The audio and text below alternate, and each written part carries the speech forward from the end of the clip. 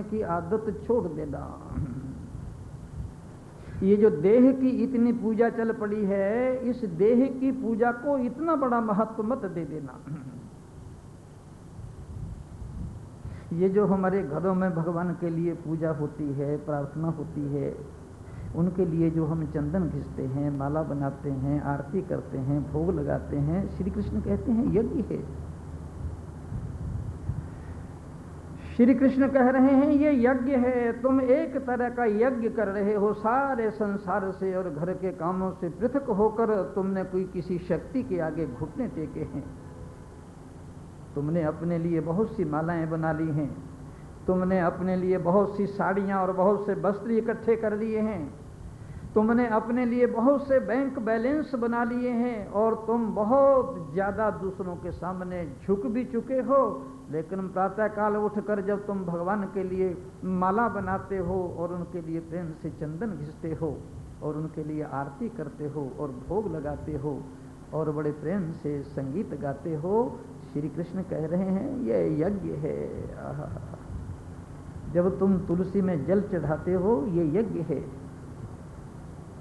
जब कोई आदमी चींटियों को चीनी और चींटियों को आटा देता है, ये यज्ञ है। जब कोई आदमी पक्षियों को दाना देता है तो ये यज्ञ है। और जब कोई आदमी गाय को घास खिलाता है तो ये यज्ञ है। अरे बाबरो, कहाँ सोए पड़े हो तुम? तुम्हें होश ही नहीं है। सब कुछ अपने पेट में डाल लेने का नाम ही यज्ञ है। खाक यज्ञ है ये, मिट्टी है ये यज्ञ, 2 कोटि का है ये यज्ञ। श्री कृष्ण अर्जुन से कह रहे हैं भोक्तारम यज्ञ तपसाम, मैं यज्ञ और तप का ही भोजन करता हूं। जो इस तरह के यज्ञ और तप हैं वही मेरा भोजन है। जब तुम बूढ़े माँ बाप के चरणों पर झुकते हो और उनका वरद हाथ तुम्हारे सिर पर चला जाता है, श्री कृष्ण कह रहे हैं ये यज्ञ है। जब गुरुजनों के सामने तुम नमस्कार करते हो और उनके आशीर्वाद बरसते हैं तो ये यज्ञ है। भोक्तारम यज्ञ तपसाम, श्री कृष्ण ने कहा है यज्ञ का मतलब होता है परार्थ कर्म, और यज्ञ का मतलब होता है परोपकार का कर्म, और यज्ञ का अर्थ होता है निष्काम कर्म। जीवन में जिन छोटी छोटी चीजों को तुमने महत्व नहीं दिया है, जीवन में जिन जरा जरा सी चीजों को तुमने इतना महत्व नहीं समझा है, वो बहुत बड़ी चीजें हैं। श्री कृष्ण ने गीता में दोनों हाथ ऊपर उठाकर कहा है स्वल्पमप्यस्य धर्मस्य त्रायते महतो भयात्। जरा सा भी धर्म का काम, जरा सा भी पुण्य का काम, जरा सा भी परोपकार का काम और जरा सा भी अपने कमाए हुए धन से दूसरे का भरण पोषण करना, श्री कृष्ण कह रहे हैं तुम नहीं जानते। त्रायतो महतो भयात, बहुत बड़ी बड़ी विपत्तियां, बहुत बड़ी बड़ी मुसीबतें और बहुत बड़े बड़े झंझटों से वो तुम्हें पार ले जाएंगी। स्वल्पमप्यस्य धर्मस्य त्रायते महतो भयात। श्री कृष्ण ने तो यहां तक कह दिया पार्थ नैवेह नामोत्र विनाशस्तस्य विद्यते। ये छोटे छोटे काम, ये यज्ञ जो तुम समझते हो, न तो इस लोक में उसका नाश होता है, न परलोक में उसका नाश होता है। और तुम जो चीजें कर रहे हो वो इस लोक में भी तुम्हारे काम आने वाली इतनी नहीं है, और प्रलोक में भी वो तुम्हारे काम आने वाली नहीं है। तुम थोड़ा सा गीता के यज्ञ को समझ लो। भोक्तारम यज्ञ तपसाम, क्या संपूर्ण विश्व के प्राणियों के प्रति थोड़ी प्रेम की भावना रखो, थोड़ी प्यार की भावना रखो, थोड़ी स्नेह की भावना रखो, थोड़े आदर के भाव रखो। कभी कभी ऐसा करो कि दूसरे को खिलाकर खाओ, और कभी कभी ऐसा भी करो दूसरे को खिलाकर भूखे रह जाओ। कभी आपने ध्यान नहीं दिया, ध्यान देना। जब एक माँ सारे परिवार को खिला देती है, खूब अच्छी तरह से खिला देती है, और उसके बाद जब वो भोजन करने बैठती है तो जरा उसके चेहरे को देखना, उसकी आकृति को देखना। उस समय तुम्हें लगेगा कि ये साक्षात अन्नपूर्णा बैठी हुई है। खिलाकर खाने में बड़ा आनंद है महाराज, और खिलाकर भूखे रह जाने में बड़ा आनंद है। भगवान श्री कृष्ण कह रहे हैं ये यज्ञ है और यही मेरा भोजन है। पृथक भोजन की उन्होंने कहीं कोई बात नहीं की। एक नाथ जी काशी का पवित्र गंगा जल लेकर रामेश्वरम जा रहे थे। रामेश्वरम भगवान में चढ़ाने के लिए, और कुछ मित्र साथ में ही थे और पैदल यात्रा थी, कामर लेकर जा रहे थे। रास्ते में मरुस्थल पड़ा, मरुभूमि पड़ी, धूप पड़ रही थी, गर्मी पड़ रही थी, आसमान से सूरज आग उगल रहा था और जमीन तवे की तरह तपी हुई थी। उस मरुस्थल में, उस बालू में एक प्यासा गधा छटपटा रहा था। उसकी जीभ बाहर निकलाई थी, आंखें बाहर निकलाई थी, और वो जीवन की अंतिम घड़ियां गिन रहा था। जो मित्र कामर गंगा जल लेकर काशी से रामेश्वरम जा रहे थे, उनका ध्यान उस तरफ बिल्कुल नहीं गया। ये बात श्री कृष्ण के खिलाफ है, गीता के बिल्कुल विरोध में जा रही है ये बात। लेकिन एक नाथ जी खड़े हो गए वहीं पर। मित्रों ने कहा यहां क्यों खड़े हो गए? उसने कहा कि रामेश्वरम के भगवान यहीं आ गए। मित्रों ने कहा पागल हो गए हो क्या, भांग पी लिए है क्या? गधे को रामेश्वरम का भगवान कह रहे हो? हाय हाय,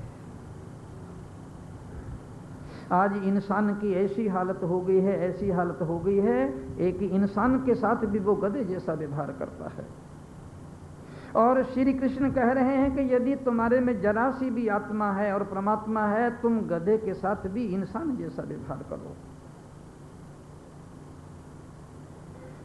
एक नाथ ने वहीं घुटने टेक दिए, मस्तक झुका दिया। वो जो पवित्र काशी का गंगा जल था, सारा उसके गले में, उसके मुंह में उंडेल दिया। और मित्र लोग तो चले गए रामेश्वरम में। उनके जाने के बाद अब रामेश्वरम के भगवान प्रकट हो गए, और उन्होंने दोनों बाहुओं से एक नाथ को अपने हृदय से भरकर कहा कि एक नाथ, जो एक मामूली प्राणी और गधे में भी जो मेरे दर्शन करता है, उसके सामने मैं प्रकट नहीं होऊंगा तो किसके सामने प्रकट होऊंगा? उसे दर्शन नहीं दूंगा तो किसे दर्शन नहीं दूंगा? अब श्री कृष्ण इसको यज्ञ कह रहे हैं। श्री कृष्ण कह रहे हैं ये यज्ञ है और ये मेरा भोजन हो गया। अब मेरे लिए ज्यादा पदार्थ बनाने की जरूरत नहीं है, यही खाता हूं मैं। भोक्तारं यज्ञ तपसाम, यज्ञ मेरा भोजन है और इस तरह का यज्ञ ही मेरा भोजन है। मोहम्मद साहब अपने एक साथी के साथ भागे हुए जा रहे थे और दुश्मन के सिपाही उनके पीछे लगे हुए थे, घोड़ों पर बैठे हुए और नंगी तलवार लिए हुए। मोहम्मद साहब साथी के साथ भागे हुए जा रहे हैं और घुड़सवार नंगी तलवारें लिए हुए उनका पीछा कर रहे हैं। मोहम्मद भागते भागते एक पहाड़ी प्रदेश पर चले गए।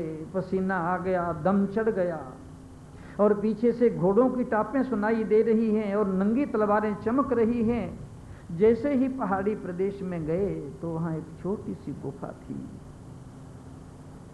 मोहम्मद साहब के साथी ने कहा कि अब हम ज्यादा भाग नहीं सकेंगे, घोड़े की टापें सुनाई दे रही हैं, तलवारों की चमक भी दिखाई दे रही है। गनीमत हो कि हम इस गुफा में घुस जाएं तो हमारे प्राण बच सकते हैं। मोहम्मद साहब ने कहा ठीक है। जैसे ही वो आदमी गुफा में घुसने लगा तो गुफा के द्वार पर मकड़ी का जाला था। मोहम्मद साहब ने कहा खबरदार, मकड़ी का जाला टूटने न पाए। तो उसने कहा पागल हो गए हो क्या मोहम्मद साहब?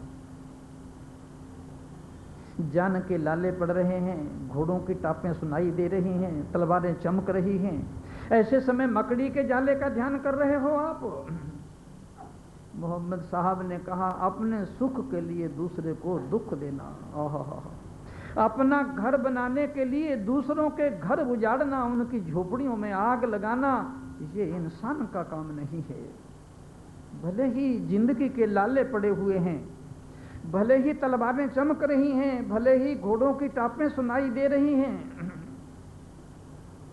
लेकिन हम जिसने अपना घर बनाया है उस घर को उजाड़ना कभी भी नहीं चाहेंगे। अब आप सोच लीजिए, दूसरे को, अपने को सुखी करने के लिए दूसरे को दुखी करना, और अपना घर सजाने के लिए दूसरे घरों के उजाड़ने का कोशिश करना, और अपने घर में महफिलें जगें और खूब अच्छी तरह से नाच गाने हों, और दूसरे के घरों में ये कल्पना करना कि वहाँ गम फैले, श्री कृष्ण की गीता के बिल्कुल खिलाफ है ये बात। साथी संभल करके घुस गया और मोहम्मद साहब भी घुस गए। दुश्मन के सिपाही आकर वहां खड़े हो गए। एक सिपाही ने कहा, इतनी जल्दी मोहम्मद भाग नहीं सकते, इस गुफा में हो सकते हैं। दूसरे सैनिक ने कहा कि इसमें कोई इंसान नहीं हो सकता, मकड़ी का जाला लगा हुआ है, इतनी जल्दी मकड़ी जाला नहीं बना सकती। वो दूसरी तरफ चले गए। आहा, मोहम्मद साहब ने मकड़ी के जाले की रक्षा की और मकड़ी के जाले ने उसकी रक्षा की। हमारे यहाँ कहा है, धर्मो रक्षति रक्षतः, तुम धर्म की रक्षा करो, धर्म तुम्हारी रक्षा करेगा। तुम न्याय की रक्षा करो, न्याय तुम्हारी रक्षा करेगा। तुम नीति की रक्षा करो, नीति तुम्हारी रक्षा करेगी। इंतजार करो, प्रतीक्षा करो। तुम इंतजार करो और प्रतीक्षा करो कि ऐसा ही संभव हो सकेगा। श्री कृष्ण इसको यज्ञ कह रहे हैं और फिर कह रहे हैं, ये यज्ञ मेरा भोजन है, भोक्तारम यज्ञ तपसाम। श्री कृष्ण कह रहे हैं, यज्ञ और तप ही मेरा भोजन है और ये यज्ञ है। ओह, क्या बढ़िया यज्ञ हो रहा है महाराज। ये कितना बड़ा यज्ञ हो रहा है जो आप देख रहे हैं। कितने समाहित हैं, कितने शांत हैं, कितने आनंदित हैं, कितने प्रफुल्लित हैं। बताओ मेरे को, इस समय आपको घर की कोई चिंता है, कोई गम है क्या इस समय आपको? श्री कृष्ण कह रहे हैं, ये यज्ञ है और ये तप है, यही है मेरा भोजन। इसके अतिरिक्त मेरा कोई और भोजन ही नहीं है। जीसस क्राइस्ट ने तो यहाँ तक कह दिया महाराज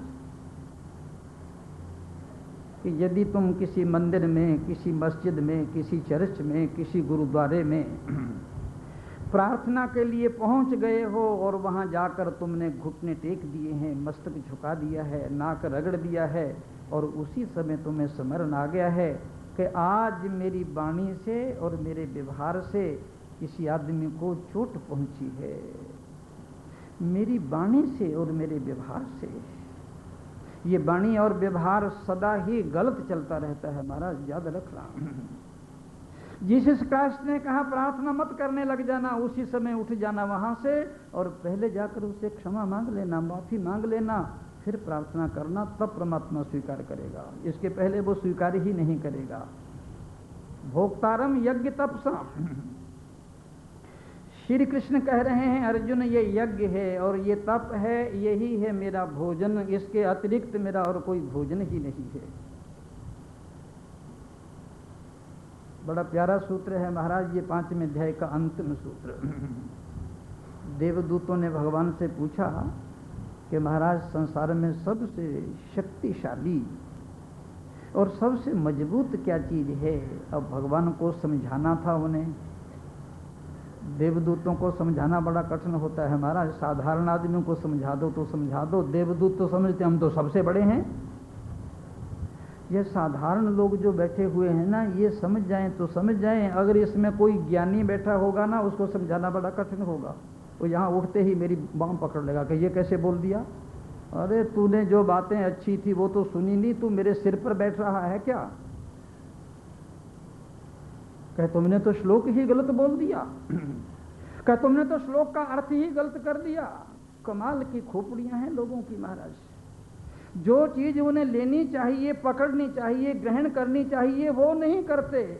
जैसे मक्खी गंदगी पर बैठती है, मक्खी कभी भी फूल पर नहीं बैठती, और भ्रमर फूल पर ही बैठता है, कभी गंदगी पर नहीं बैठता।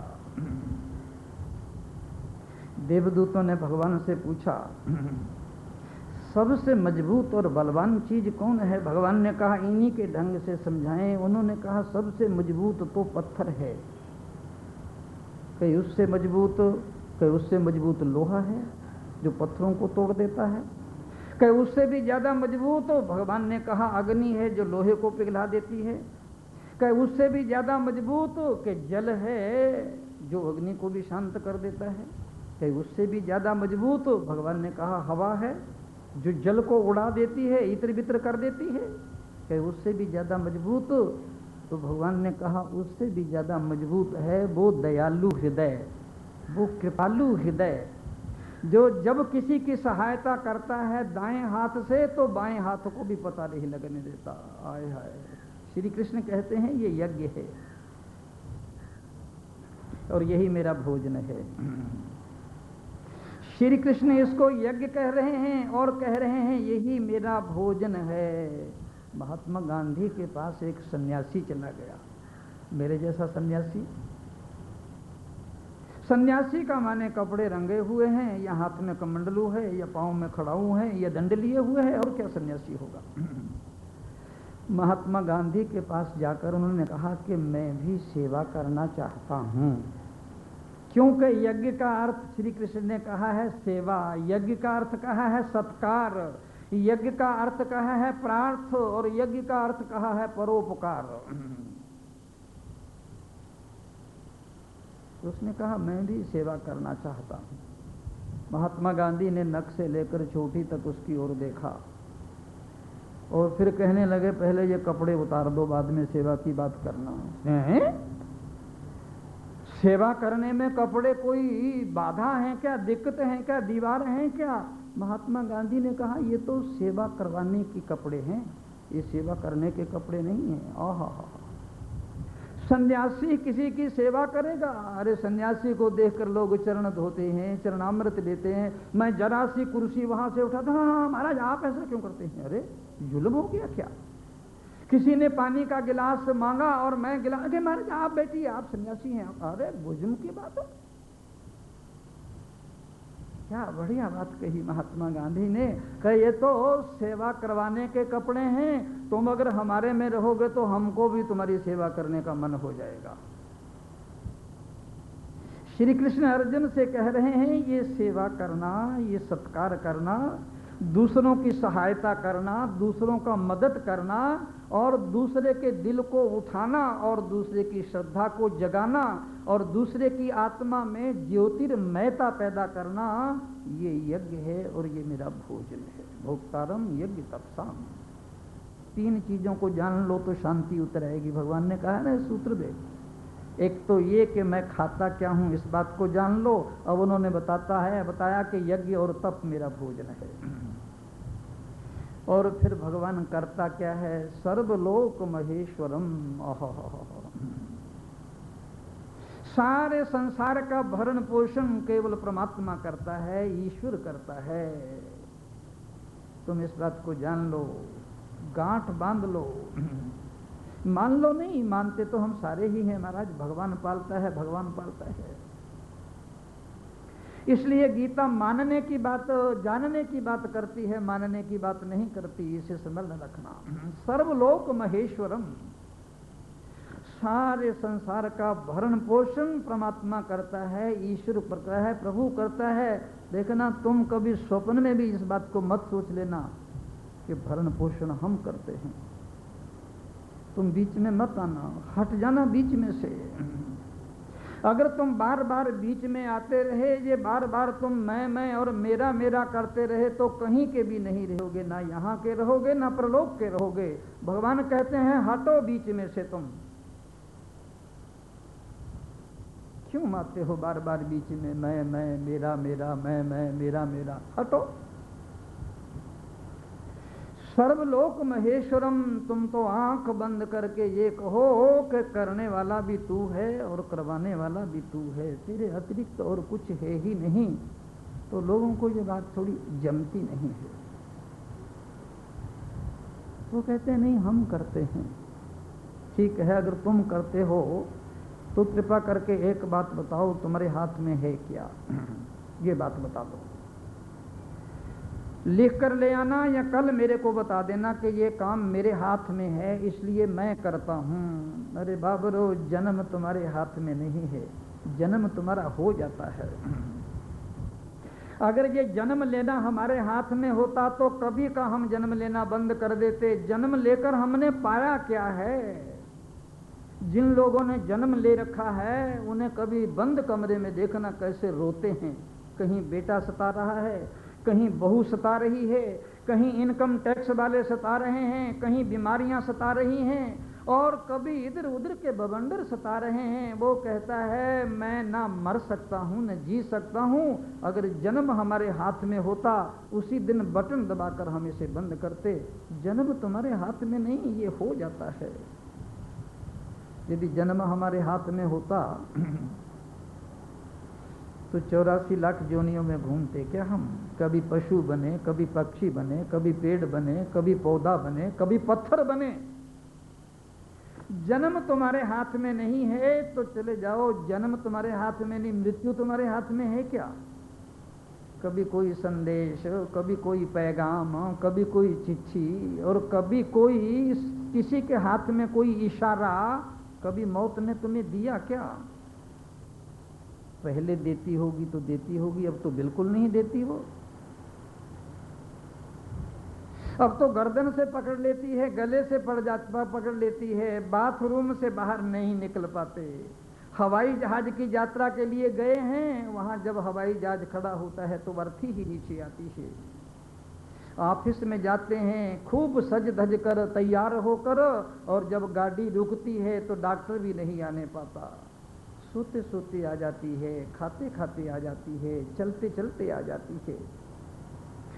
कुछ पता ही नहीं चलता। एक क्षण लोग कहेंगे कि महाराज गीता के 5वें अध्याय के 29वें श्लोक पर बोल रहा था वो स्वामी जो साधु वेला से आता था, कि क्या हुआ? कि वो तो गया। कि कहाँ गया? कि ऊपर गया। कि इतनी जल्दी? अरे वाह, अरे वहां जल्दी है क्या? बच्चू भाई कहे हमने तो अगले साल के लिए भी उनका तय कर दिया था कि प्रवचन करेंगे आप।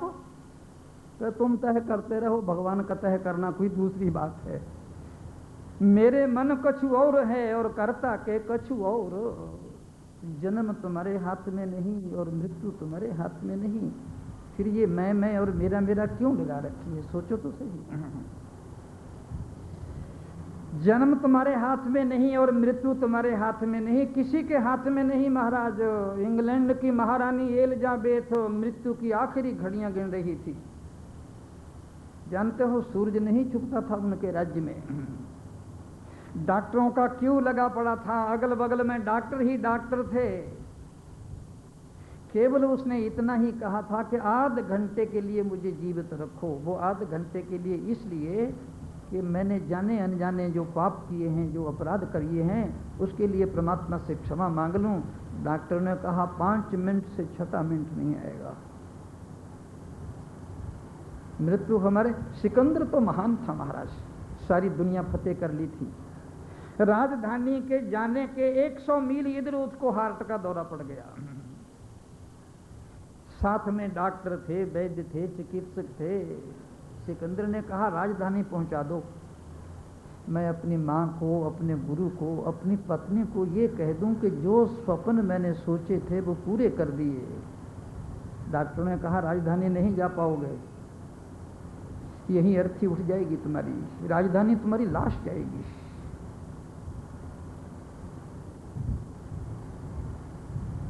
जन्म तुम्हारे हाथ में नहीं और मृत्यु तुम्हारे हाथ में नहीं। जन्म और मृत्यु के बीच में जो जीवन है वो तुम्हारे हाथ में है क्या? बचपन तुम्हारे देखते देखते चला गया, जवानी तुम्हारे देखते देखते जा रही है, बुढ़ापा तुम्हारे देखते देखते जाएगा, और ये अर्थी भी तुम्हारे देखते देखते ही उठेगी। देखते देखते अर्थी कैसे उठेगी महाराज? हम तो मर जाएंगे। तुम तो मर जाओगे, लेकिन तुम्हारे भीतर जो रह रहा है ना इतने दिन, वो इतनी जल्दी थोड़ो ही जाने वाला है। जिस समय तुम जोर जोर से राम नाम सत्य कहोगे वो सुनेगा कि कौन कौन आया है। बच्चू भाई आया है कि नहीं? कौन कौन आए हैं मेरी अर्थी के पीछे? बचपन भी देखो, जवानी भी देखो, बुढ़ापा भी देखो, अर्थी उठी उसे भी देखो। ये तुम्हारे देखते देखते सारी चीजें जा रही हैं और तुम फिर भी नहीं समझ पा रहे कौन सी चीज पर तुम्हारा अधिकार है। रोग पर तुम्हारा अधिकार है, शोक पर तुम्हारा अधिकार है, भय पर तुम्हारा अधिकार है, चिंता पर तुम्हारा अधिकार है।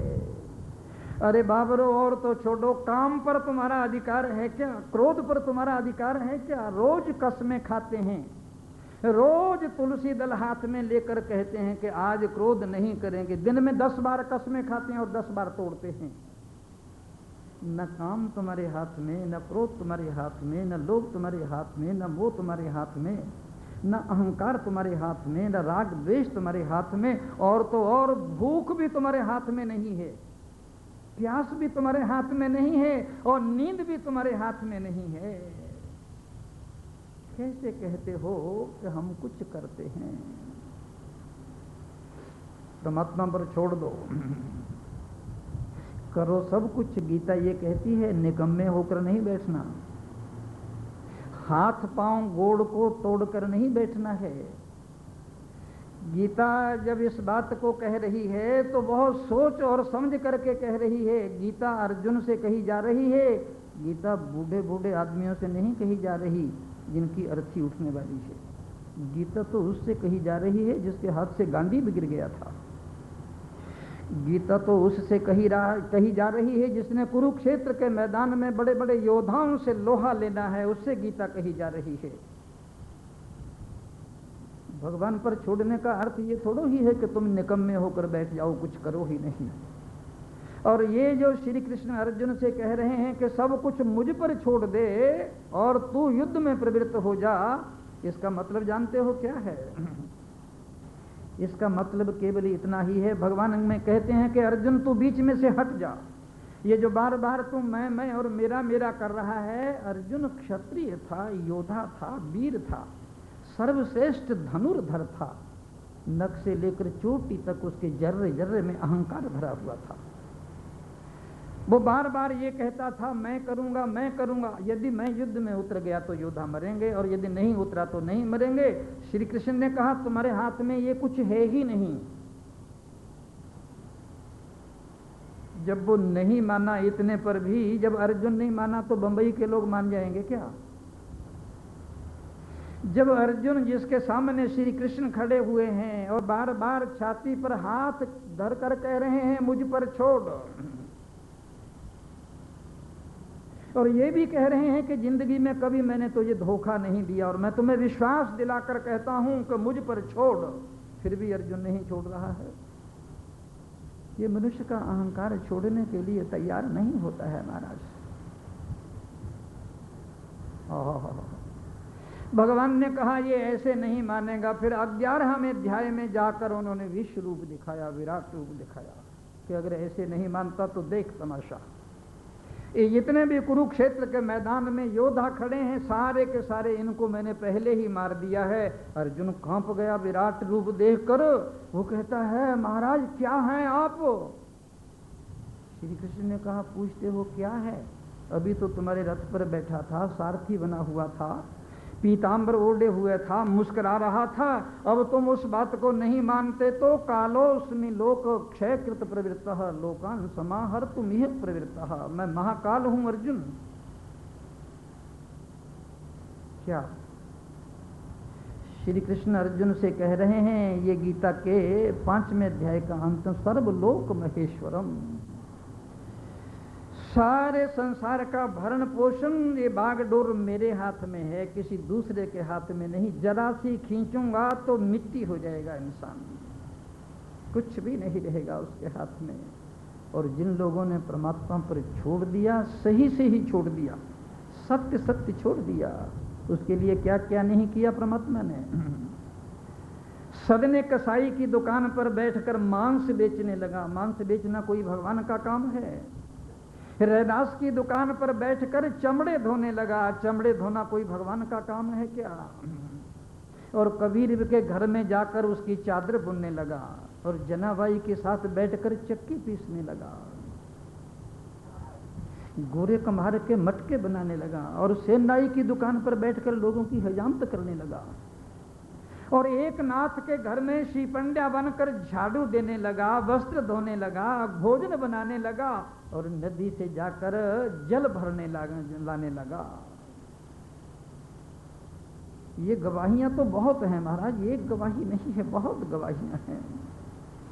श्री कृष्ण अर्जुन से कह रहे हैं सर्वलोक महेश्वरम, देखो बागडोर मेरे में हाथ में है, ये सूरज, ये चांद, ये तारे, ये सितारे, ये पर्वत, ये नदियां, ये पेड़, ये पौधे, ये पशु, ये पक्षी केवल उसी के इशारे से नाच रहे हैं महाराज। जिस दिन जरा सा बागडोर को खींचा, ये अखबारों में सूचना देने वाला कोई नहीं रहेगा कि अखबार में निकाल दो ऐसा हो गया। अरे सारा जगत ठंडा हो जाएगा, तुम्हारे रेडियो और टेलीविजन करेंगे क्या?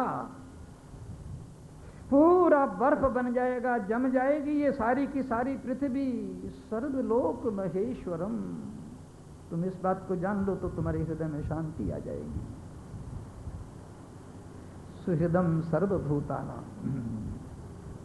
तीसरी बात ये कहते हैं, पहली बात तो ये हुई कि मैं खाता क्या हूं, इस बात को जगल जान लो, यज्ञ और तप में खाता हूं। दूसरी बात भगवान ने ये कही सर्वलोक महेश्वरम, भरण पोषण करने वाला मैं हूं, संसार को चलाने वाला मैं हूं, तुम केवल निमित्त रहो।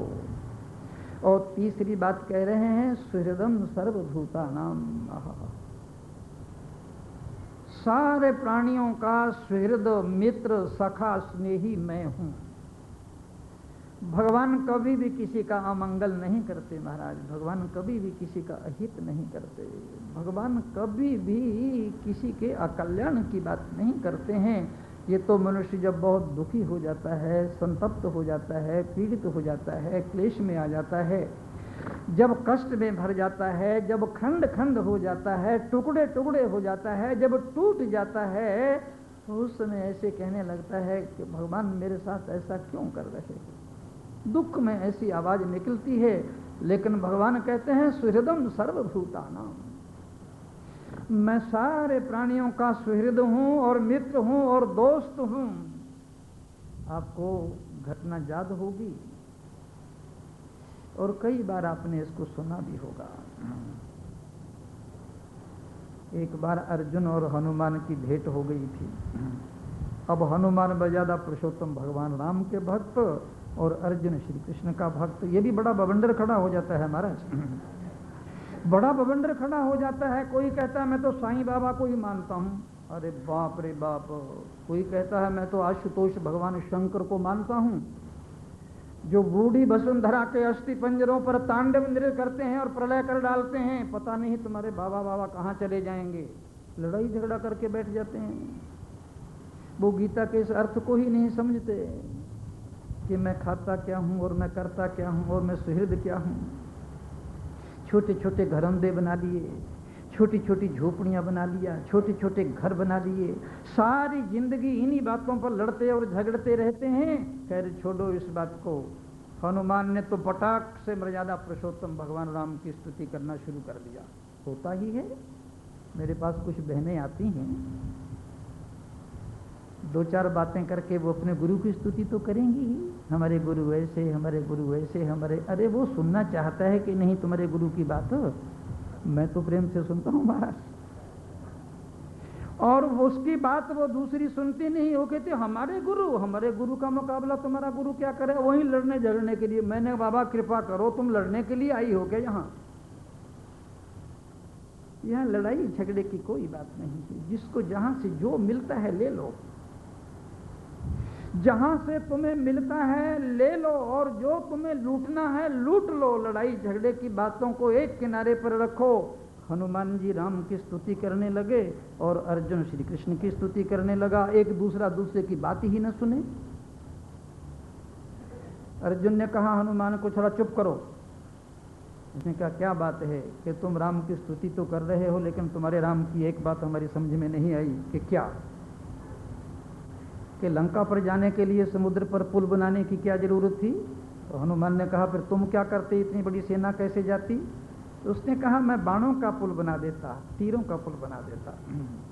हनुमान ने कहा तुम्हारे बाणों का और तीरों का पुल मेरे वजन को ही सहन नहीं कर सकता, और इस राम की सेना में तो बड़े बड़े बहादुर और वीर थे, वो तो कहीं से कहीं चूर हो जाता। अर्जुन ने कहा ये सामने सरोवर है, इस पर तीरों का पुल बना रहा हूं, तुम उछल कूद कर लेना। अगर वो पुल टूट गया तो हाथ में धनुष बाण नहीं लूंगा। अर्जुन ने तीरों का पुल बना दिया और हनुमान जी जब जाकर खड़े हो गए वो तो टस से मस नहीं हुआ। हनुमान जी ने कहा गई इज्जत। भगवान राम को स्मरण किया, पूरी पृथ्वी का भार लेकर मर्यादा पुरुषोत्तम भगवान राम हनुमान में प्रवेश कर रहे। जब यूं किया टूटा तो नहीं, लेकिन नीचे की ओर बह गया, थोड़ा चरबरा गया।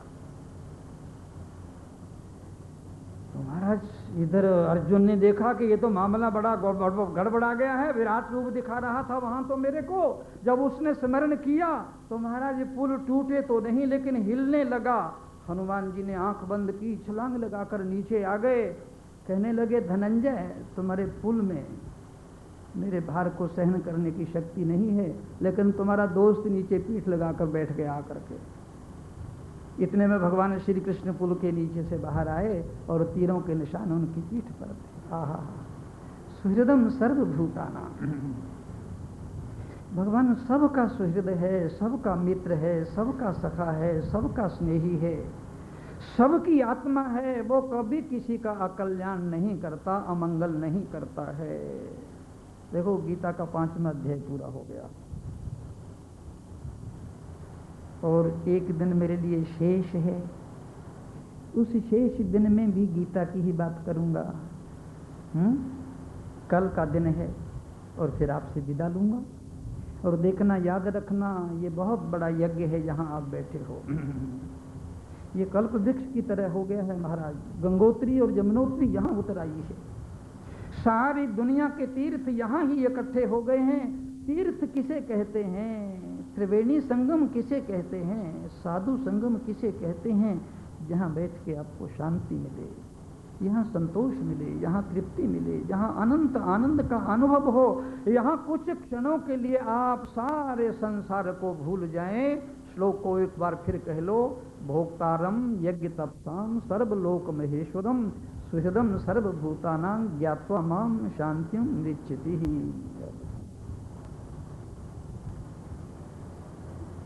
जगत गुरु ओम पूर्णमद पूर्णमिदं पूर्णात् पूर्णमुदच्यते पूर्णस्य पूर्णमादाय पूर्णमेवावशिष्यते।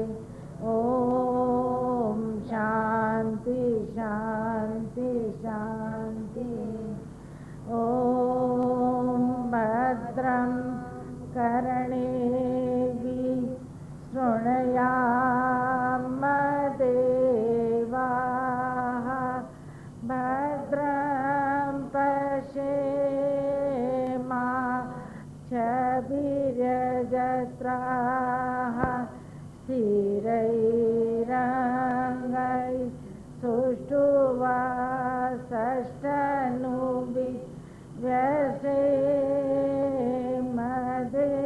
व्यसेमदेवहितं यदायु स्वस्ति न इन्द्रो वृद्धश्रवाः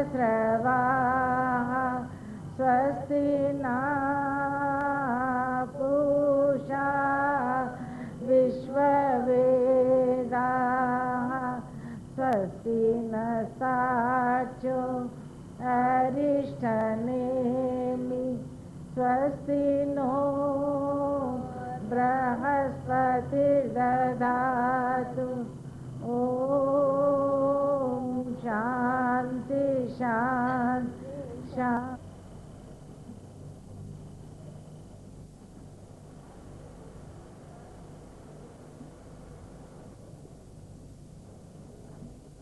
पूज्य श्री स्वामी अखंडानंद जी महाराज की जय।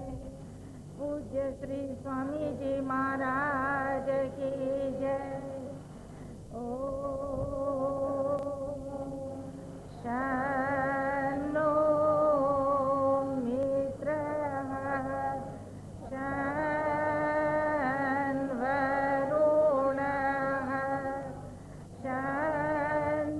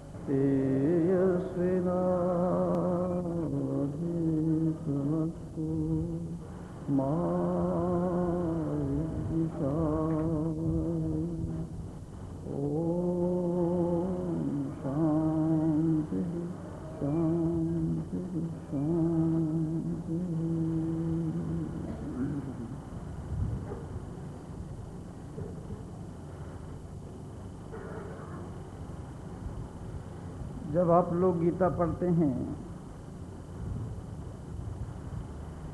तो उसमें लिखा होता है,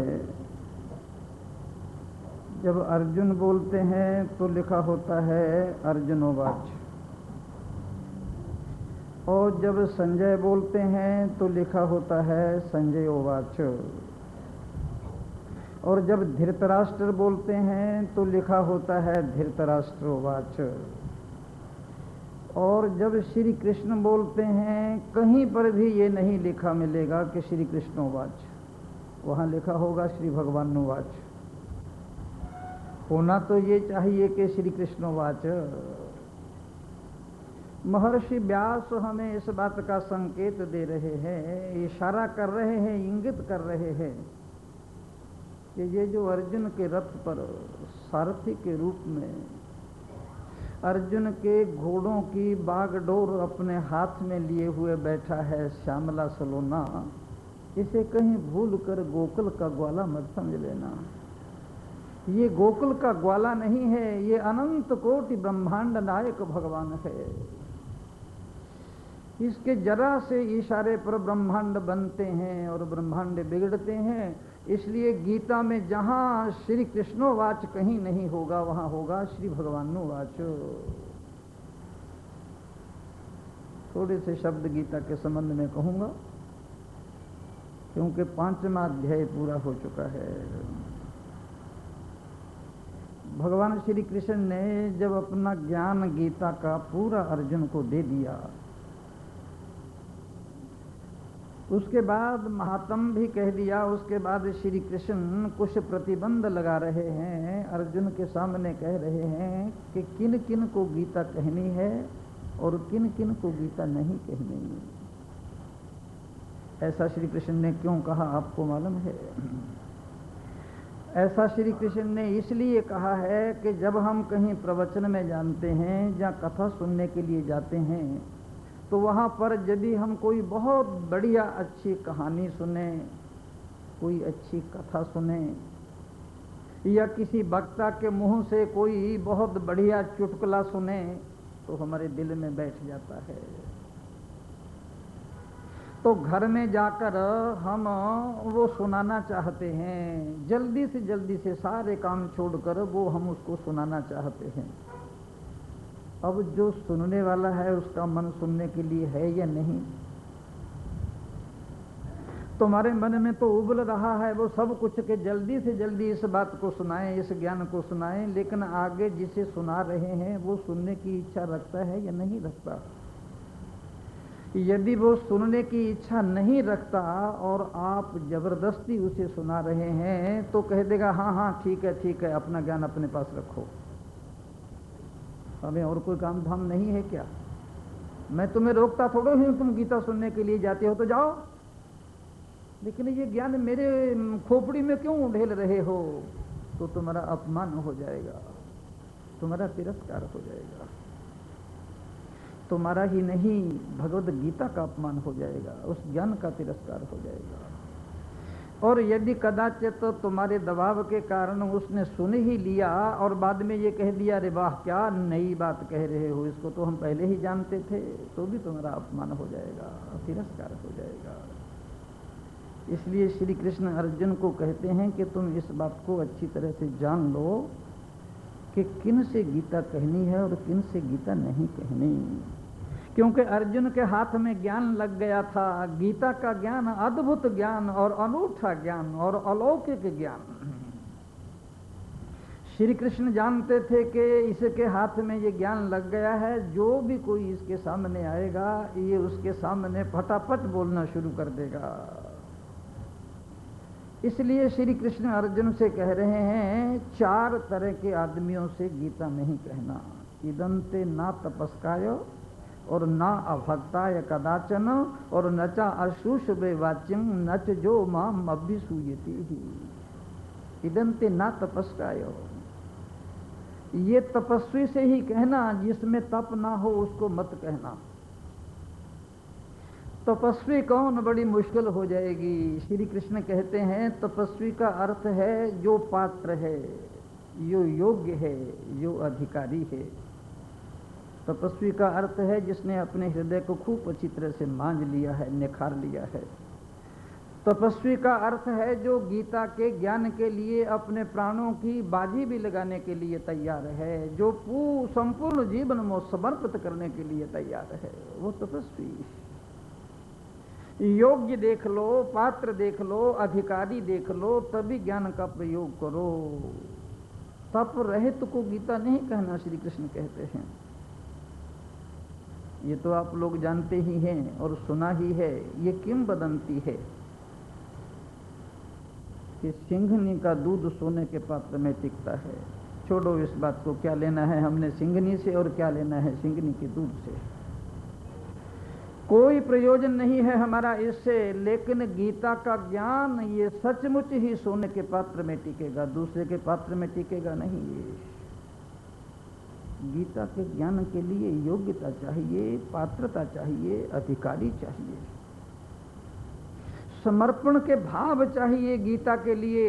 इसीलिए तो जब जनक ने अष्टावक्र से प्रश्न किए थे, अष्टावक्र गीता में, जनक एक सम्राट हैं, राजा हैं, शहंशाह हैं, बहुत बड़े ज्ञानी भी हैं और ज्ञानियों की भीड़ लगी रहती है उनके दरबार में। अष्टावक्र तो 8 वर्ष के थे और वो भी 8 जगह से टेढ़े थे, बड़े कुरूप थे अष्टावक्र। और जब जनक उनके चरणों में झुका और अपना मस्तक उनके चरणों पर जगाया और मुकुट उनके चरणों पर रख दिया, साष्टांग दंडवत प्रणाम किया, तो 3 प्रश्न किए हैं जनक ने।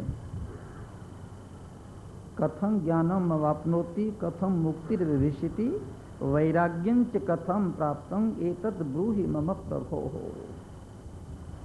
अब इससे बड़े तो कोई प्रश्न ही नहीं हो सकते महाराज, ये तो अति है।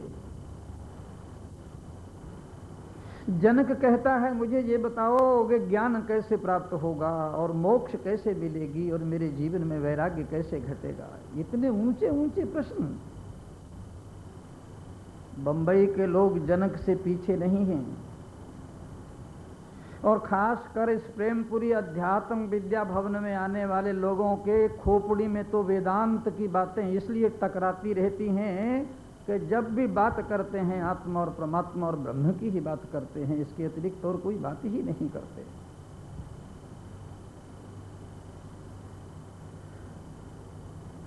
अष्टावक्र ने बड़ी गहराई से जनक की ओर देखा, नख से लेकर चोटी की ओर देखा कि इतने बड़े बड़े प्रश्न कर रहा है, इतने बड़े बड़े बड़े सवाल उठा रहा है, और इससे बात तो फिर और कुछ है ही नहीं।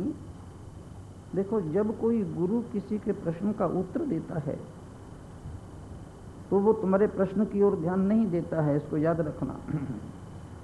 तुमने क्या प्रश्न किया है वो इस बात की ओर ध्यान बिल्कुल नहीं देगा। वो इस बात की ओर ध्यान देगा कि ये क्यों पूछ रहा है और किस लिए पूछ रहा है, कितनी गहराई है इसकी। अष्टावक्र जनक की ओर देखने लगे कि ये ज्ञानी तो है नहीं। अगर ये ज्ञानी होता तो प्रश्न पूछने की जरूरत ही नहीं रहती। ज्ञानी के लिए कोई संदेह नहीं रहता, कोई शंका नहीं रहती, कोई विचिकित्सा नहीं रहती, कोई उसके लिए तर्क वितर्क नहीं रहता, वो परिपूर्ण हो जाता है। अष्टावक्र ने सोचा जो ज्ञानी तो है नहीं और फिर अज्ञानी भी नहीं है ये, क्योंकि अज्ञानी के हाथ में यदि थोड़ा सा ज्ञान लग जाए ना, जरा सा ज्ञान अगर अज्ञानी के हाथ में लग जाए, इतना अहंकार हो जाता है, इतना अभिमान हो जाता है, इतना ईगो हो जाता है, वो किसी दूसरे के सामने झुकना ही नहीं जानता। आय हाय हाय, ज्ञान का ये लक्षण नहीं है महाराज।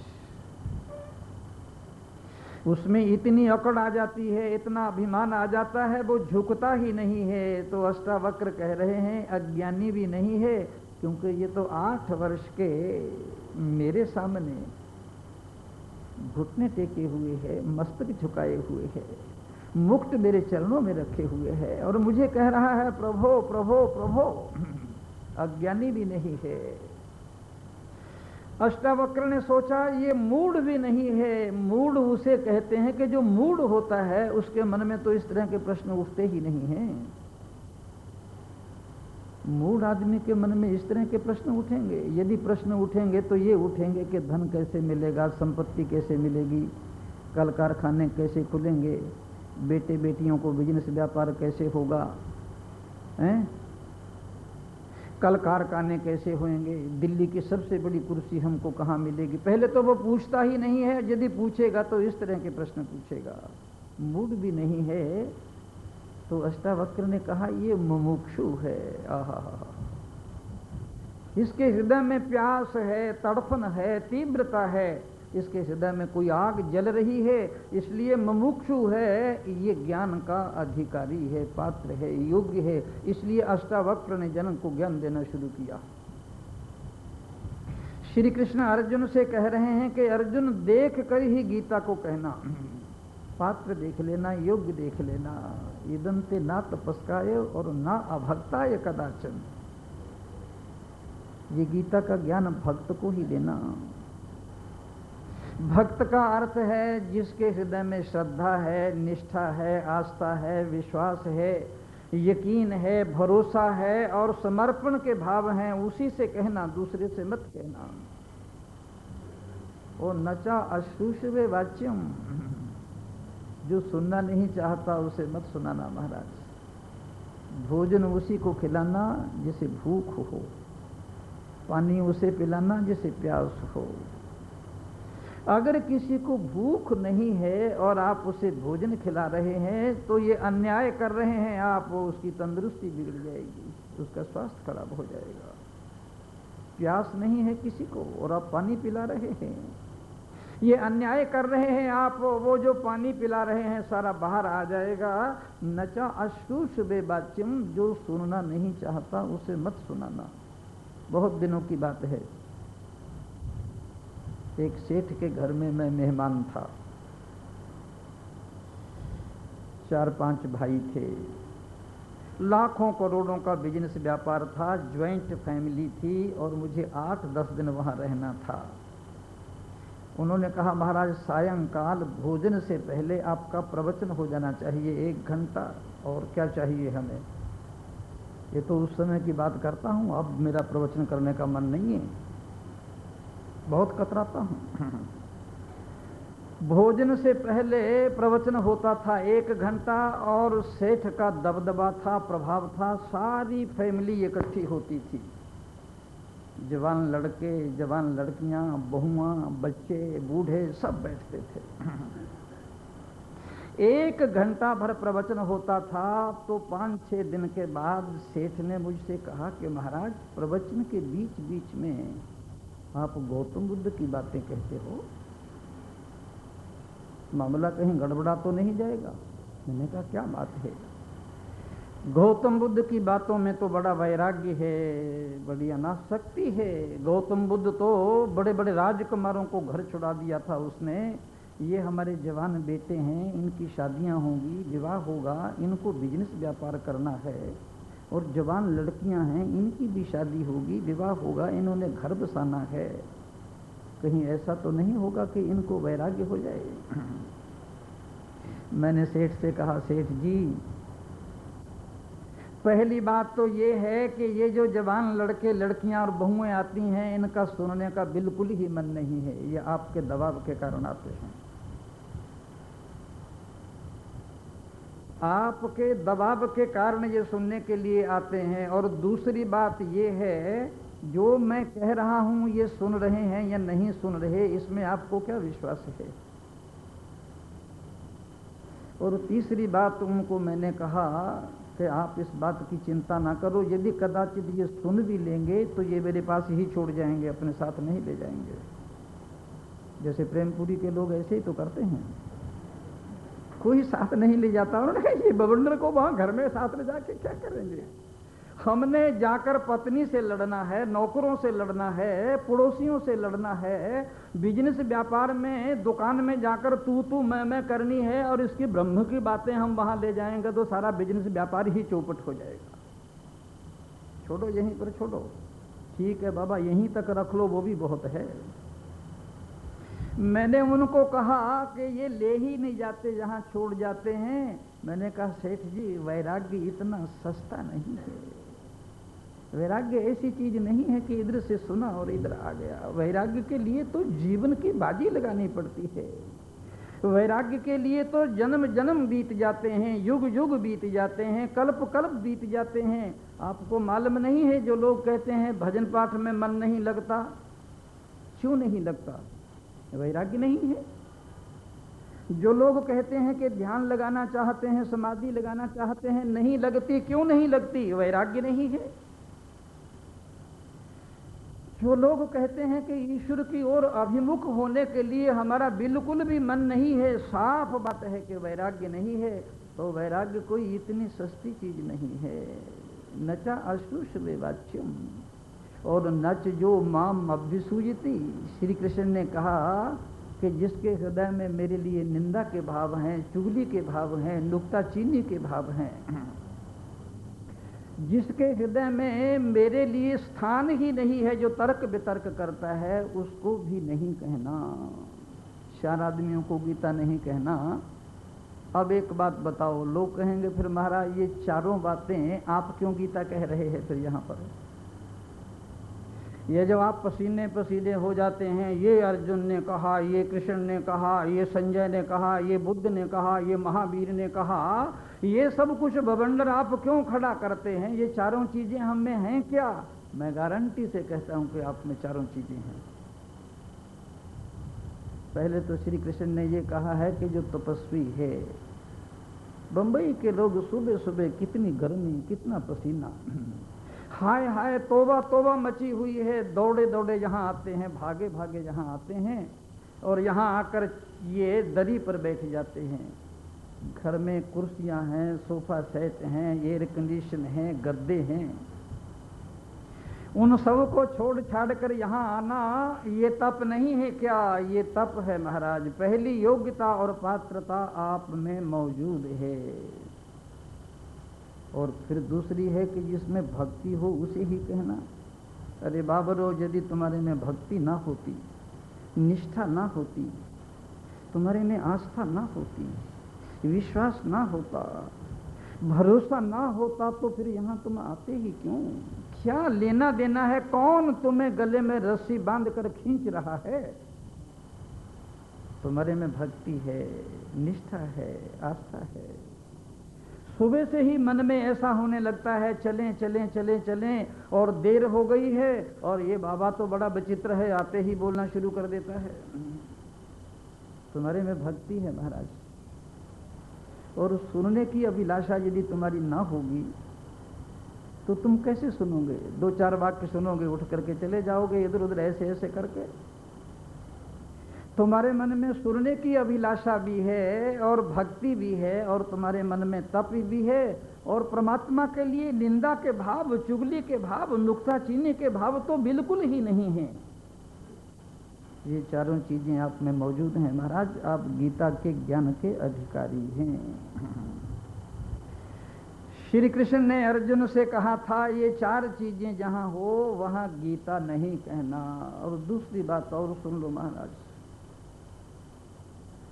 पूरी गीता कह देने के बाद श्री कृष्ण अर्जुन से कहते हैं कि क्वचित देतत् श्रुतम पार्थ तुयि एकाग्रेण चेतसः क्वचित अज्ञान सम्मोहः प्रनष्टस्ते धनंजय।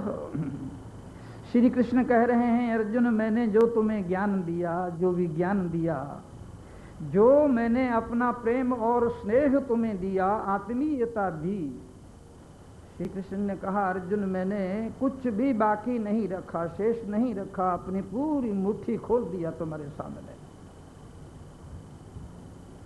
जो कुछ भी मैंने ज्ञान दिया, बोध दिया, प्रज्ञा दी, और जो कुछ भी उंडेला मैंने पूरी तरह से तुम्हारे हृदय में, क्या तुमने उसको ठीक से सुना तो है? तुमने निष्ठा से, श्रद्धा से, आस्था से, विश्वास से, समाधिस्थ होकर ध्यान से तुमने मेरी बातों को सुना कि नहीं सुना? देखो महाराज, याद रखना इस बात को।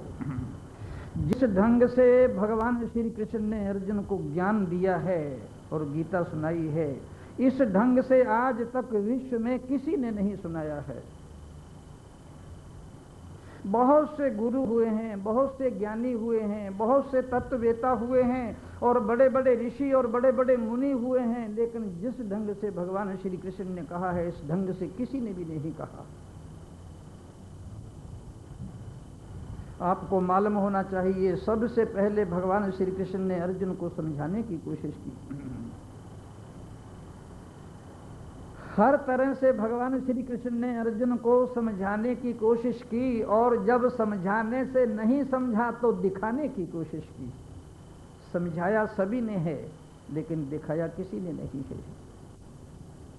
अर्जुन को श्री कृष्ण ने पहले समझाया, और जब समझाने से नहीं समझा तो उन्होंने अपना विश्व और विराट रूप दिखाया। तो श्री कृष्ण का ढंग अद्भुत है और अनूठा है, ऐसा किसी का भी नहीं है। तो भगवान श्री कृष्ण ने अर्जुन से कहा कि मैंने जो ज्ञान दिया, जो विज्ञान दिया, जो भी मैंने तुम्हें बोध दिया, वो तुमने ठीक से सुना कि नहीं। जैसे डॉक्टर रोगी से पूछता है कि मैं तुम्हें इतने दिन से दवाई दे रहा हूं, मेरी उस दवाई से तुमको कुछ फायदा है या नहीं है। क्वचित देतत् श्रुतम पार्थ, सभी ने पूछा है महाराज। सर्व संग परित्यागी सुखदेव जी ने 7 दिन और 7 रात एक ही आसन पर बैठकर अपना ज्ञान और अपना विज्ञान जो परीक्षित के हृदय में उंडेला, और आखिरी अंत में जाकर सुखदेव जी कहते हैं कि बेटा मैंने जो कुछ दिया वो तुम्हारे हृदय में बैठा या नहीं बैठा। प्रत्येक गुरु अपने शिष्य से पूछता है और उसका जवाब भी मिलता है महाराज, पूरा पूरा जवाब मिला है। महामती सूत जी ने शौनकादि ऋषियों को यहां तक कह दिया था कि जिसमें सर्वसंग परित्यागी सुखदेव जी राजा परीक्षित को श्रीमद् भागवत महापुराण सुना रहे थे, मैंने अपनी आंखों से राजा परीक्षित की मोक्ष देखी है और मुक्ति देखी है। मैं उस समय वहीं पर विराजमान था। प्राप्तो ब्रह्म निर्माण और ब्रह्मभूत से राजर्षि है। अपनी आंखों से मैंने राजा परीक्षित की मोक्ष और मुक्ति देखी है। सर्वसंग परित्यागी सुखदेव जी ने पूछा, तो राजा परीक्षित ने जवाब दिया कि महाराज बस जो कुछ पाना था पा लिया और जो कुछ करना था कर लिया, अब कोई भय और कोई डर नहीं। अष्टावक्र ने जनक से पूछा कि जो कुछ मैंने ज्ञान दिया, विज्ञान दिया और उंडेला अपने आप को। जनक ने कहा महाराज जो भी अमृत की वर्षा की है उसकी एक बूंद भी बेकार नहीं जाने दी। मैंने सबको बटोर लिया है, सबको संजो लिया है। आपका कोई एक वाक्य और एक अक्षर भी बेकार नहीं गया है। तो श्री कृष्ण अर्जुन से पूछ रहे हैं कि मैंने जो कुछ तुमसे कहा वो तुमने सुना कि नहीं। देखो एक बात को याद रखो, सुनना सबसे ज्यादा सरल भी है और सबसे ज्यादा कठिन भी है। सबसे ज्यादा सरल तो इसलिए है कि सुनने में कोई दिक्कत नहीं पड़ती है किसी भी तरह से, और कठिन इसीलिए है कि सुनकर के किसी को कुछ होता ही नहीं है। इतने मंदिर हैं, इतने मस्जिद हैं, इतने चर्च हैं, इतने गुरुद्वारे हैं, इतने तीर्थ हैं, इतने प्रवचन करने वाले लोग हैं, इतने सुनने वाले लोग हैं, इतनी भीड़ जमा होती है महाराज, पहले तो कभी होती ही नहीं थी। 5-5, 6-6 लाख आदमी पूरा बंबई चला जा रहा है गाड़ियों पर धू धू धू धू धू धू करके।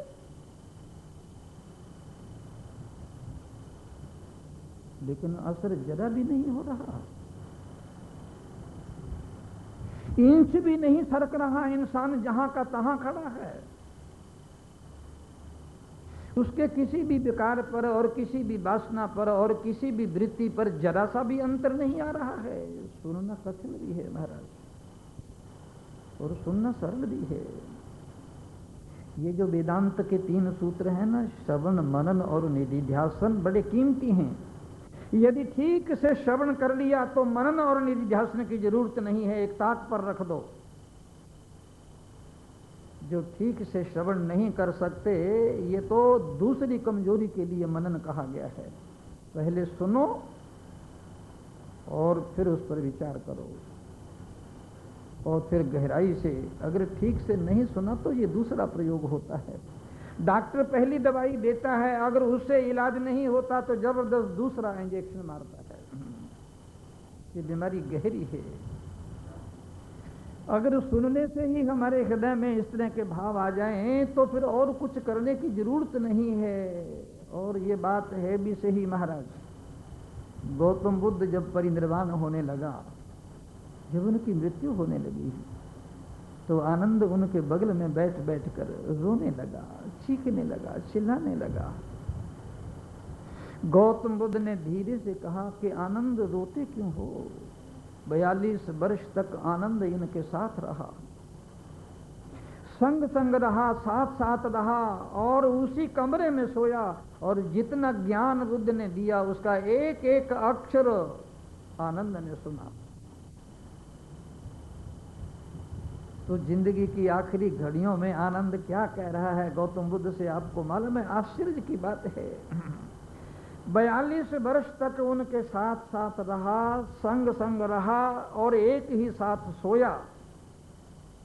कहने लगा, भंते अब आप जा रहे हैं और विदा हो रहे हैं, इतने वर्ष तक आपको देख कर भी देख नहीं पाया और सुन कर भी सुन नहीं पाया। तब तो करोड़ों वर्षों के बाद कभी कभार ये फूल खिलेगा, कभी कभार बुद्ध प्राप्त होगा। आनंद रो रहा है, आनंद नहीं। आपने श्रीमद् भागवत महापुराण के 11वें स्कंद में पढ़ना, उद्धव भी श्री कृष्ण से यही बात कह रहा है। उद्धव की आंखों से टप टप कर आंसू गिरने लगे, शरीर में रोमांच हो गया। श्याम सुंदर के चरणों पर झुक कर चीख चीख कर रोने लगा, बच्चों की तरह फूट फूट कर रोने लगा। श्री कृष्ण ने कहा, उद्धव रोते क्यों हो? उद्धव ने कहा, जीवन भर आपके साथ रहा, जिंदगी भर आपके साथ रहा, और आज भी आपको देख कर भी देख नहीं पाया और आपको सुनकर भी नहीं सुन पाया। सुनना कठिन भी है महाराज। जब भगवान श्री कृष्ण ने अर्जुन से कहा कि मैंने जो कुछ भी तुमसे कहा है वो तुमने ध्यान से सुना, तो महाराज ध्यान देना गीता की ओर आप। ये गीता के 18वें अध्याय का जो अंतिम श्लोक है अर्जुन का, ये बड़ा अद्भुत और बड़ा अनूठा है। गीता में अर्जुन बहुत बार बोला है महाराज, लेकिन जैसा उसका स्वरूप, जैसी उसकी गरिमा, और जैसा उसका गौरव, और जैसा ज्योतिर्मय उसका चेहरा यहाँ पर था जो अंतिम श्री कृष्ण को जवाब दे रहा है, ऐसा पूरी गीता में आपको अर्जुन कहीं भी दिखाई नहीं देगा। जब इस श्लोक को पढ़ते हैं तो गुदगुदी सी होने लगती है। अर्जुन श्री कृष्ण से कह रहा है, नष्टो मोह स्मृति लब्धा त्वत्प्रसादान मयाच्युत स्थितोऽस्मि गत संदेह करिष्ये वचनं तब। जिस समय श्लोक को पढ़ना उस समय आंख बंद करके अर्जुन के चेहरे की ओर देखना, आकृति की ओर देखना, शक्ल की ओर देखना, उसका ज्योतिर्मय दिव्य वाक्य सुनना अर्जुन का। ये अर्जुन और ही है महाराज।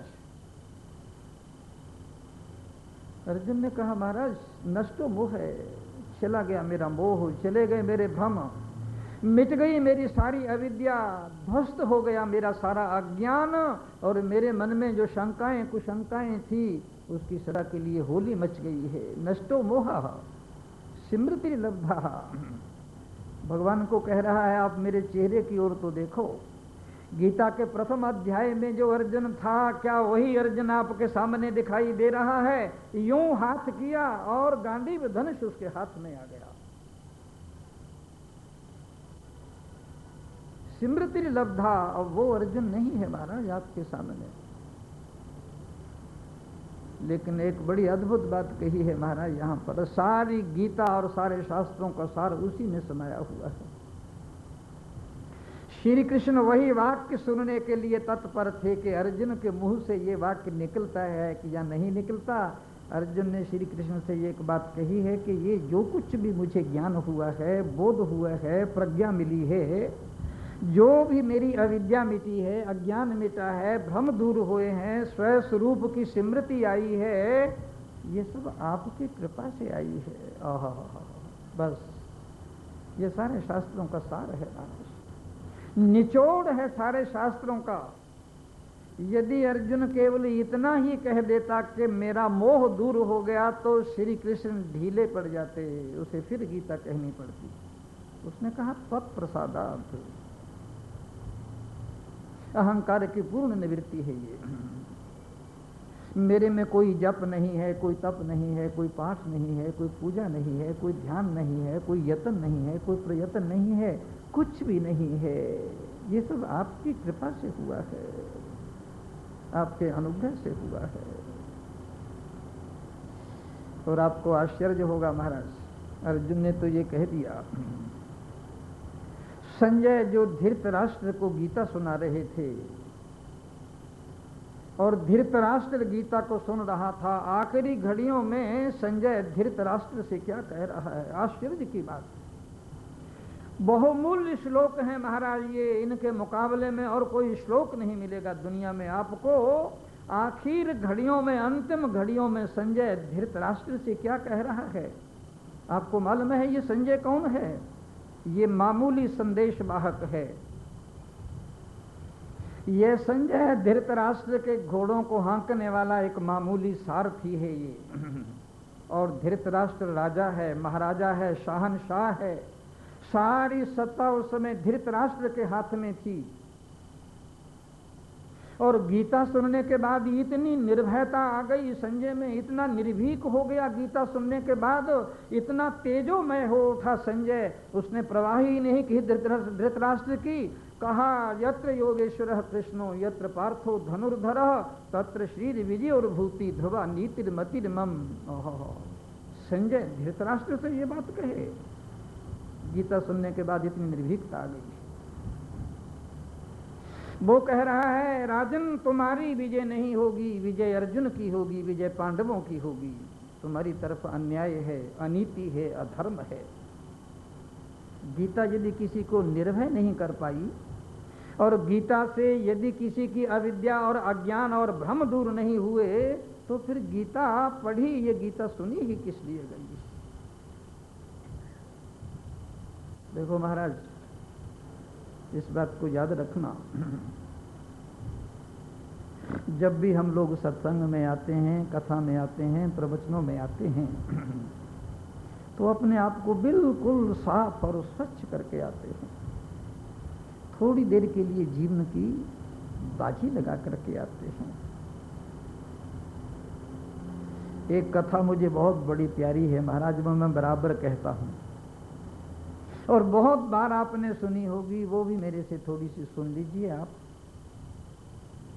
एक महिला थी, धनी महिला थी, करोड़ों अरबों खरबों रुपए उसके पास थे।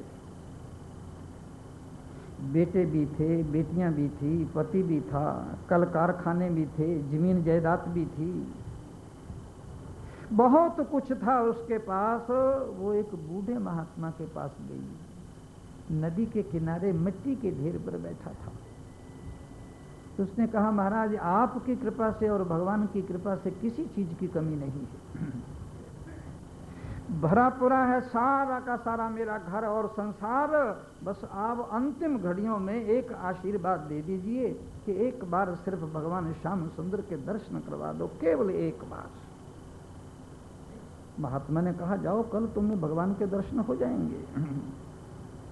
बड़ी उत्सुकता जगी, बड़ी जिज्ञासा जगी, बड़ी प्यास जगी और सुबह ही 4 बजे जब स्नान करके वो बुढ़िया बैठी तो भगवान श्याम सुंदर नंद नंदन पीताम्बरधारी मुरली मनोहर प्रकट हो गए, लगे बंशी बजाने और लगे अपना वही ब्रज का डांस और नृत्य करने लगे महाराज भगवान। कुछ देर तो ये लीला चलती रही, ये सौंदर्य और संगीत बिखरता रहा, फिर भगवान अदृश्य हो गए। वो बुढ़िया पहले से भी ज्यादा अशांत और बेचैन हो गई। महात्मा को कही महाराज कृपा तो आपकी बहुत रही, दर्शन तो भगवान के हो गए, लेकिन एक बात रह गई, भगवान बोले कुछ भी नहीं। थोड़ा बहुत बोलना तो चाहिए ना। महात्मा ने कहा जाओ भगवान अब बोलेंगे भी, जब एक बार आ गया तो बिना बोले थोड़ी रहेगा वो। ये तो जब नहीं आता तभी तक ये होता है, जाओ कल तुम्हारे से बोलेगा भी। दूसरे दिन भगवान प्रकट हुए, बंशी बजाई, नृत्य किया और धीरे से बुढ़िया के पास बैठकर मीठी मीठी प्यारी प्यारी बातें करने लगे, फिर अदृश्य हो गए। तीसरे दिन बुढ़िया फिर पहुंच गई महात्मा के पास कि महाराज भगवान ने दर्शन भी दिए, वंशी भी